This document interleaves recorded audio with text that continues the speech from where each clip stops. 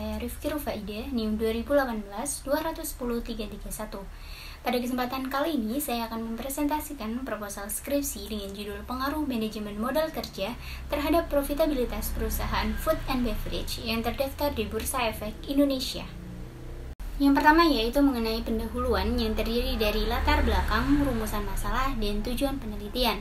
Mengingat persaingan bisnis yang semakin ketat di lingkungan nasional, regional, dan internasional, setiap perusahaan harus mengelola modal kerjanya dengan bijak. Memiliki pengelolaan modal kerja yang baik akan mempengaruhi profitabilitas perusahaan. Pada dasarnya, tujuan utama setiap perusahaan yang bergerak di bidang bisnis apapun adalah untuk memaksimalkan kekayaan pemegang saham dengan cara meningkatkan profitabilitas perusahaan. Oleh karena itu, seiring dengan peningkatan profitabilitas perusahaan, maka kinerja perusahaan akan semakin baik. Menurut Sartono, profitabilitas adalah kemampuan perusahaan memperoleh laba dalam hubungannya dengan penjualan, total aktiva maupun modal sendiri. Tinggi atau rendahnya profitabilitas dipengaruhi banyak faktor seperti modal kerja.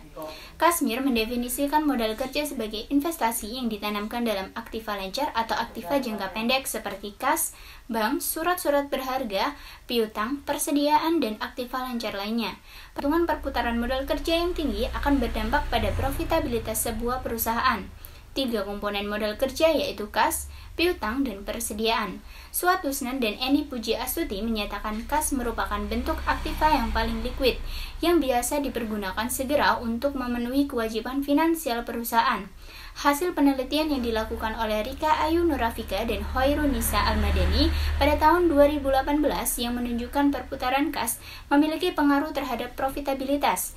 Hal ini berbeda dengan penelitian yang dilakukan oleh Arinda Putri Nawalani dan Wiwi Lestari pada tahun 2015 yang menunjukkan tidak adanya pengaruh perputaran kas terhadap profitabilitas. Komponen lain dari modal kerja yaitu piutang. Menurut Harjito dan Martano, piutang dagang merupakan tagihan perusahaan kepada pelanggan atau pembeli atau pihak lain yang membeli produk perusahaan. Hasil yang dilakukan oleh Claren E.E. Santoso pada tahun 2013 menunjukkan perputaran piutang memiliki pengaruh signifikan terhadap profitabilitas. Hal ini berbeda dengan penelitian yang dilakukan oleh Arinda Putri Nawalani dan Wiwi Lestari pada tahun 2015 menunjukkan tidak adanya pengaruh perputaran piutang terhadap profitabilitas. Komponen selanjutnya dari modal kerja yaitu perputaran persediaan. Perusahaan memiliki persediaan dengan maksud untuk menjaga kelancaran operasinya. Menurut Suat Husnan dan Eni Puji Astuti, persediaan diartikan sebagai bahan atau barang yang akan dijual kembali oleh perusahaan tanpa atau setelah mengalami. Hasil penelitian yang dilakukan oleh Rika Ayu Nurafika dan Hoirunisa Almadani pada tahun 2018 menunjukkan perputaran piutang berpengaruh terhadap profitabilitas. Hal ini berbeda dengan penelitian Arinda Putri Nawalani dan Wiwi Lestari pada tahun 2015 yang menunjukkan perputaran persediaan tidak berpengaruh terhadap profitabilitas. Penelitian ini akan menggunakan sampel perusahaan food and beverage yang terdaftar di Bursa Efek Indonesia pada periode 2015 hingga 2019. Perusahaan food and beverage sendiri merupakan perusahaan yang paling tahan dengan krisis moneter dan krisis ekonomi khususnya pada kondisi pandemik seperti ini. Dibandingkan sektor lain, perusahaan makanan dan minuman tetap dibutuhkan dalam kondisi apapun, sebab produk yang dihasilkan menjadi kebutuhan pokok bagi masyarakat. Maka dari itu, peneliti terdorong untuk melakukan penelitian dengan judul Pengaruh Manajemen Modal Kerja terhadap Profitabilitas pada Perusahaan Food and Beverage yang terdaftar di Bursa Efek Indonesia tahun 2015 hingga 2019. Dapat disimpulkan rumusan masalahnya yaitu yang pertama, apakah perputaran modal kerja, perputaran kas, perputaran piutang, dan perputaran persediaan secara simultan berpengaruh signifikan terhadap profitabilitas pada perusahaan food and beverage yang terdaftar di Bursa Efek Indonesia? Yang kedua, apakah perputaran modal kerja secara parsial berpengaruh signifikan terhadap profitabilitas pada perusahaan food and beverage yang terdaftar di Bursa Efek Indonesia? Yang ketiga, apakah perputaran kas secara parsial berpengaruh signifikan terhadap profitabilitas pada perusahaan food and beverage yang terdaftar di Bursa Efek Indonesia? Yang keempat, apakah perputaran piutang secara parsial berpengaruh signifikan terhadap profitabilitas pada perusahaan food and beverage yang terdaftar di Bursa Efek Indonesia? Dan yang kelima adalah apakah perputaran persediaan secara parsial berpengaruh signifikan terhadap profitabilitas pada perusahaan food and beverage yang terdaftar di Bursa Efek Indonesia? Tujuan dari penelitian ini adalah yang pertama, untuk menguji pengaruh perputaran modal, perputaran kas, perputaran piutang, dan perputaran persediaan secara simultan terhadap profitabilitas pada perusahaan food and beverage yang terdaftar di Bursa Efek Indonesia. Yang kedua, untuk menguji pengaruh perputaran modal terhadap profitabilitas pada perusahaan food and beverage yang terdaftar di Bursa Efek Indonesia.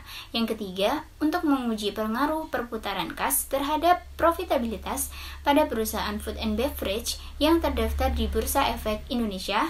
Yang keempat, untuk menguji pengaruh perputaran piutang terhadap profitabilitas pada perusahaan food and beverage yang terdaftar di Bursa Efek Indonesia. Dan yang terakhir, untuk menguji pengaruh perputaran piutang terhadap profitabilitas pada perusahaan food and beverage yang terdaftar di Bursa Efek Indonesia. Berikut merupakan kerangka dari penelitian proposal saya. Berdasarkan latar belakang dan kerangka tersebut, maka peneliti dapat mengajukan hipotesis sebagai berikut. H1, perputaran modal kerja, perputaran kas, perputaran piutang, dan perputaran persediaan secara simultan berpengaruh signifikan terhadap profitabilitas. H2, perputaran modal kerja berpengaruh positif signifikan terhadap profitabilitas. H3, perputaran kas berpengaruh positif signifikan terhadap profitabilitas. H4, perputaran piutang berpengaruh positif signifikan terhadap profitabilitas. Dan H5, perputaran persediaan berpengaruh positif signifikan terhadap profitabilitas. Untuk teknik analisis data yang digunakan dalam penelitian ini, pertama yaitu analisis deskriptif.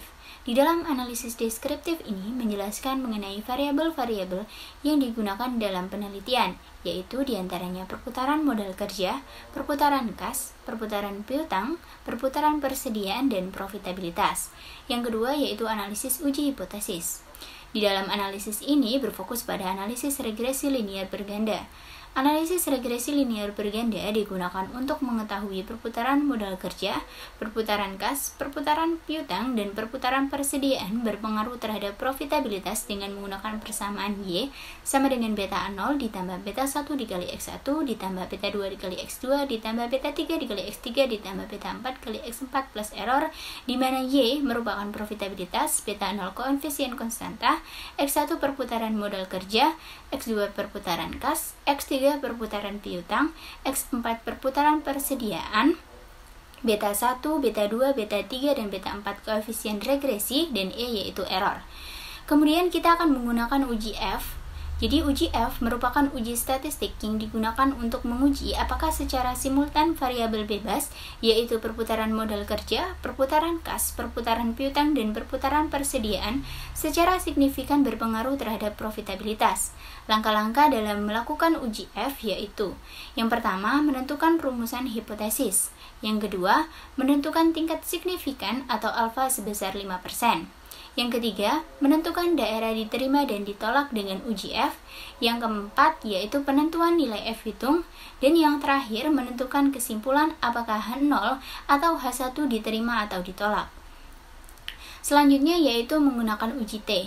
Uji T merupakan uji statistik yang digunakan untuk mengetahui apakah secara parsial variabel bebas, yaitu perputaran modal kerja, perputaran kas, perputaran piutang, dan perputaran persediaan berpengaruh terhadap profitabilitas. Langkah-langkah dalam melakukan uji T yaitu: yang pertama yaitu menentukan rumusan hipotesis. Yang kedua, menentukan signifikan atau alfa sebesar 5%. Yang ketiga, menentukan daerah diterima dan ditolak dengan uji T. Dan yang keempat, menghitung statistik uji T. Dan yang terakhir yaitu menentukan kesimpulan apakah H0 atau H1 ditolak atau diterima. Selanjutnya yaitu koefisien determinasi parsial atau R².